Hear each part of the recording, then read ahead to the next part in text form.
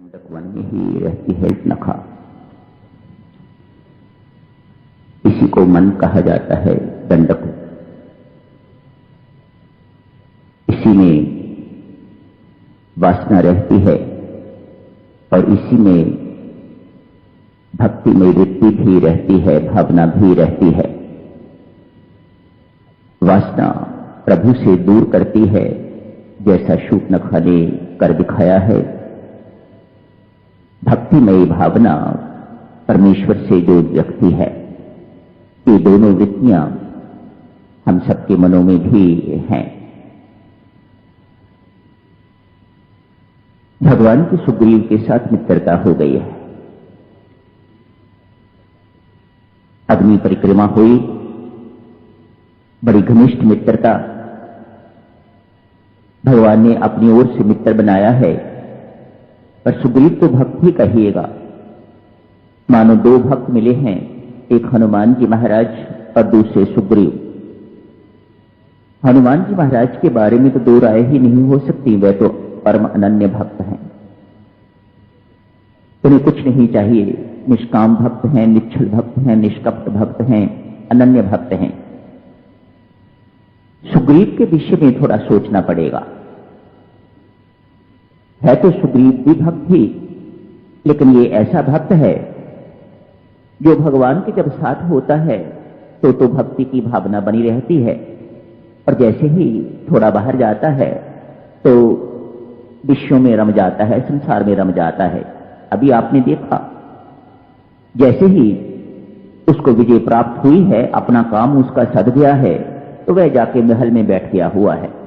अभी लक्ष्मण जी महाराज गए हैं उसे याद दिलाने के लिए, कम आउट, बाहर आइएगा मेहरबानी करके, पर वह तो महल में चले गए। ऐसे भक्त को भी भगवान अपना के रखते हैं।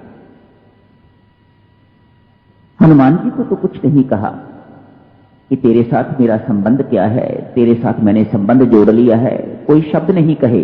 हां, तो मुझे लक्ष्मण से भी दुगना प्रिय है, इतना कहा। सुग्रीव को क्या कहा है? तेरे मिलने से पहले हम 4 थे, अब 5 हैं। सुग्रीव जैसे विषयी भक्त को भगवान ने अपना भाई बना लिया। अब हम 5 हो गए, पहले 4 थे, अब 5। इसी मित्रता के बलबूते पर सुग्रीव बाली को जाके ललकारता है। तारा समझाती है, लेकिन बाली समझते नहीं। जब अपने अति प्रिय कुछ समझाएं, अपने हितकारी परम हितकारी कुछ समझाएं और बात समझ में ना आए, तो समझ लीजिएगा कोई अनिष्ट होने वाला है। बाली के साथ भी ऐसा ही हुआ। तारा की बात नहीं मानी। इससे पहले कभी नहीं कहा उसने, अब मत लड़ो सुग्रीव से। ना जाने कितनी बार लड़ाई हुई होगी इससे पहले, लेकिन आज कहा है तो इसका कोई कारण विशेष होगा जिस पर बाली ने कोई ध्यान नहीं दिया और चले गए और मर गए। राम ने मार दिया, उनको खत्म कर दिया। बाली उलाहना देता है, अभी मूर्छित पड़े हुए हैं, मरे नहीं। उलाहना देता है, प्रभु मुझे किस कारण मारा है? प्रभु राम कहते हैं, बाली तूने अपने छोटे भाई का राज्य भी हड़प कर लिया और उसकी पत्नी भी जो है वह छीन ली। बाली पूछता है, महाराज क्या यही कारण, इसी कारण से मुझे मारा है? राम कहते हैं, नहीं, और कारण भी है। वह क्या है? प्रभु कहते हैं, तूने अपनी पत्नी तारा ने जो उपदेश दिया था उस पर भी ध्यान नहीं दिया। मानो तेरे अंदर अभिमान इतनी चरम सीमा पर चला गया हुआ था,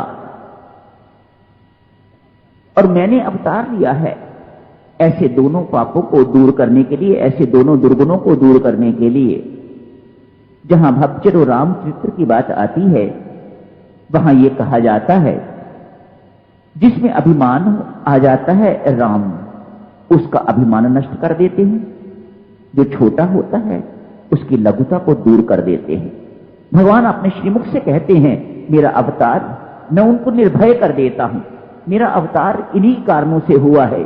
जो अभिमानी व्यक्ति होता है, अपने आप को बड़ा मानने वाला होता है, उसको मैं संतुलित कर देता हूं, उसका अभिमान नष्ट कर देता हूं।